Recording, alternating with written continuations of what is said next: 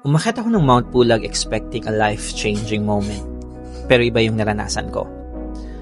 To be honest, hindi ko talaga alam kung dapat ko ba itong i-share ang kwentong ito. Kasi part of me, gusto ko lang siyang i-keep. Kasi personal experience ko siya. Because sometimes, some experiences feel better when they're just yours. Quiet, personal, untouched.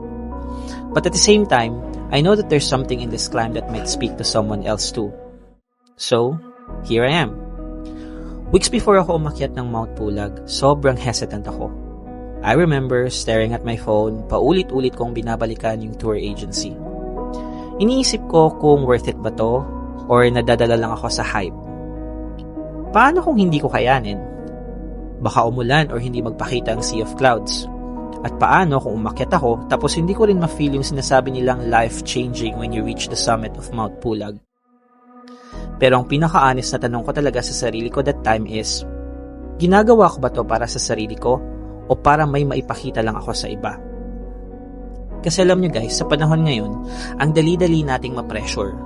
Parang kailangan laging may next ka na gagawin, next na pupuntahan, next na ipapakita para lang masabi na you're doing something with your life. And honestly, ayoko ng ganong mindset.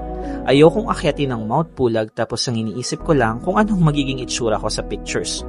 Though, aminado naman ako lagi kong sinasabi sa mga friends ko for the clout lang to.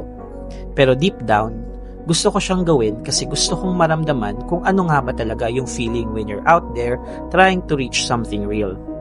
Kaya kahit hindi ako sure, binook ko pa rin.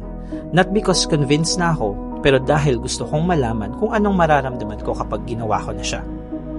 And by the way, sa mga friends ko na nagtatampo kung bakit hindi ko sila inaya, it's not because I didn't think about you. Naniniwala lang talaga ako na ang pag-akyat ng bundok ay may sariling purpose. At ayoko din na akyatin yung Mount Pulag just because I invited you. Parang for me, this was something I needed to do on my own. Kaya umakyat ako. Then during the climb, doon ko unti-unting na-realize na ang dami pala nating ginagawa na hindi naman talaga para sa atin. Minsan, ginagawa natin sila para lang ma-meet yung expectation ng iba or para ma-feel natin na enough tayo. Kaya habang paakyat ako, doon ko na-realize wala palang may pake. Walang tumitingin sa suot ko, walang nagja-judge kung mabagal ba o mapilis ako. Walang nagva-validate kung tama ba yung ginagawa ko. At doon ko naisip, baka kaya tayo napapagod at nasasaktan minsan kasi hinahanap natin yung validation ng ibang tao. Pero ang totoo, yung kailangan lang pala natin is manggaling sa sarili natin. Na okay lang kahit mabagal, na okay lang na mapagod, na okay lang na tumigil sandali, basta tuloy ka pa rin. And strangely, ang gaan ng pakiramdam.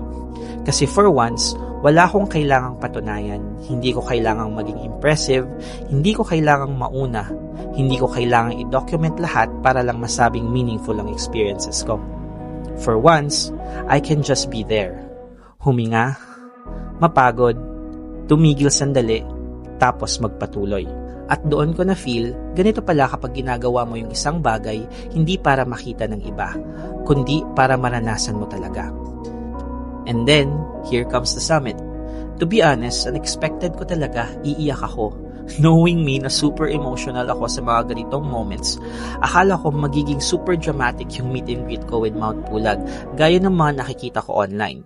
Yung tipong overwhelmed, maiiyak, mapapasigaw. Pero nung nandun na ako, nung nakita ko na yung clearing, yung sea of clouds, wala akong maramdaman na familiar feeling. Hindi ako umiyak, hindi ako napasigaw. Tahimik lang ako. Pero may something. May naramdaman ako na hindi ko ma-explain.